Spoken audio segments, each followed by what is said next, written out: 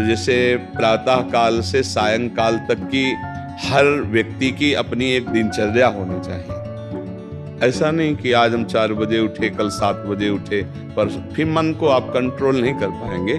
मन के लिए एक दिनचर्या होनी चाहिए कि हमको 10 बजे सोना है, 4 बजे उठ जाना है, तो फिर 4 से 4:15 नहीं होना चाहिए, 4 बजे उठ जाना, ऐसा नियम बना ले। और उठ करके हमको थोड़ी देर नाम जप करना है, थोड़ी देर हमें वाणी जी का गायन करना है, थोड़ी देर हमें ध्यान, एक अपनी दिनचर्या। फिर हम अपने संसार के कार्य के नियम, जो संसार के कार्य हैं, उनको भी करते हुए भगवान को समर्पित करें। जैसे जो पद में है, जो आपको राष्ट्र सेवा मिली है, जो आपको समाज सेवा के पद मिले हैं, या आपको जो घर की सेवा के कार्य मिले हैं, उनमें बहुत धर्म पूर्वक आचरण होना चाहिए।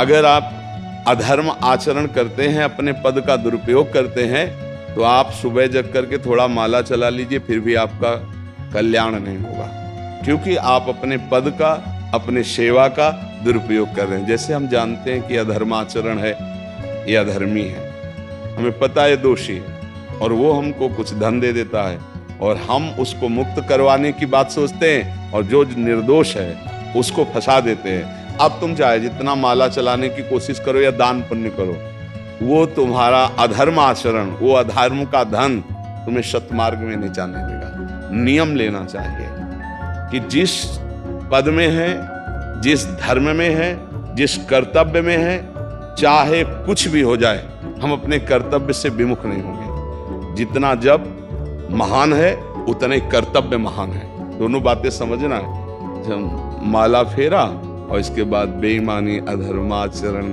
इनका कोई नियम नहीं है कि हमें कैसे चलना है, तो वो माला काम नहीं कर पाएगा, क्योंकि उसका तभी सत्य भाव माना जाएगा माला जपला जब धर्माचरण है। धर्माचरण नियम से।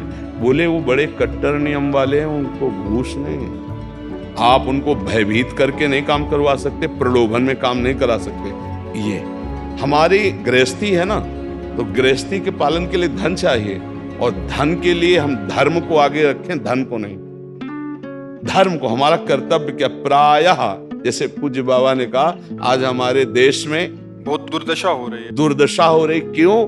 क्योंकि सब अपनी जगह से गलत हो रहे हैं। अगर अपनी जगह हम ठीक रहे तो हमारी दुर्दशा नहीं होगी, हमारा भजन कम होगा, लेकिन हम धर्म से चल रहे हैं तो हम विजयी होंगे। हम भगवान को प्रसन्न कर सकते हैं, क्योंकि हमें जो कार्य मिला है वो भगवान का ही कार्य, सृष्टि भगवान का कार्य।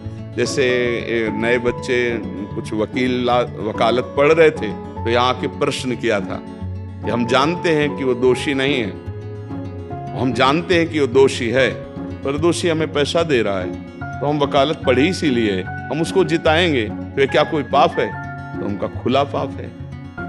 बोले नहीं, हमारी कोई ऐसा कंपनी दो, ऐसा कुछ बोले कि हमारी कंपनी को ये सिखाया जाता है, तो हमको तो ये करना ही होगा, अगर नहीं करेंगे तो हमारी वकालत का मतलब क्या रहा? तो नहीं, वकालत का मतलब अधर्मी को मुक्त करवाना नहीं है, वकालत का मतलब अधर्मी के सबूत एकत्रित करके उसको दंड दिलवाना है, और धर्मात्मा को मुक्त करवाना है। अब इसके लिए आपके पास अर्थव्यवस्था अगर कमजोर भी है, तो धर्म व्यवस्था आपकी पूरी है। धर्म व्यवस्था ठीक है तो परिवार स्वस्थ रहेगा, सुखी रहेगा, भगवान आप पर प्रसन्न रहेंगे।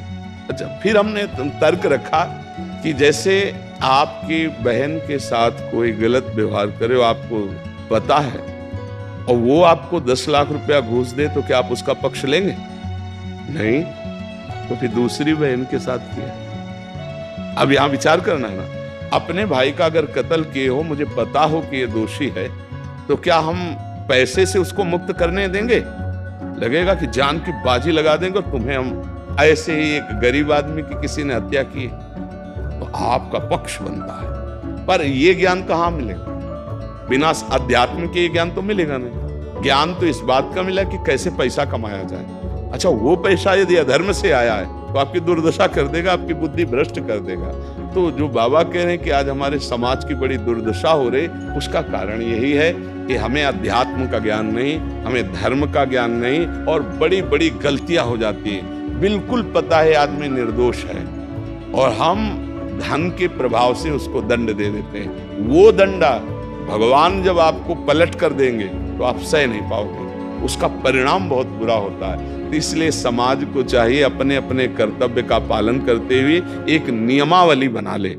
जैसे कुछ दुकानों का नियम होता है कि वहां फिक्स रेट होता है, नहीं होता, वहां ये नहीं चलेगा कि कसम से कहते हैं कि तुम्हें हम अपना जान करके कि 100 रुपया मीटर ये मिला है, हम बिल्कुल मुनाफा नहीं ले रहे।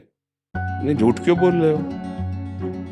दुकान खोले हो मुनाफा के लिए, झूठ क्यों बोल रहे हो? नहीं लेंगे मुनाफा, हम जितने का लाए हैं उससे मुनाफा लेंगे, पर 120 रुपया मीटर देंगे, कपड़ा बढ़िया है, नाप फिट है, इससे नीचे नहीं उतरेंगे, हमें सफाई देने की जरूरत नहीं है कि हम कसम खाते हैं या ऐसा। जानते हो ये बिजली है, दुकान है, नौकर लगे हैं, तो इसका मुनाफा लेने के लिए दुकान खोलें, कोई दान करने के लिए तो नहीं। तो सबको पता है मुनाफा लेगा, लेकिन एक फिक्स दाम, उससे 10-20 रुपया का मुनाफा लेकर के हम उसको बेच रहे। लेकिन झूठ क्यों बोले? झूठ के बिना धंधा नहीं चलता, नहीं, ऐसा नहीं है। अब असत्य बोलोगे तो उससे जो आपको मुनाफा मिलेगा वो आपकी बुद्धि भ्रष्ट करेगा, और सत्य है कि मुनाफा के लिए है वही चीज, और आप एक फिक्स रेट में दे रहे, बढ़िया है। अब अगर आप कोई मिलावट करके भोजन सामग्री दे रहे, आपको पता है, तो जो खाने वाले के हृदय में बैठे हुए भगवान है वो तुम्हारे जीवन में मिलावट कर देंगे, तुम्हारा जीवन महान दुखमय हो जाएगा। ये कहाँ समझा जाता है?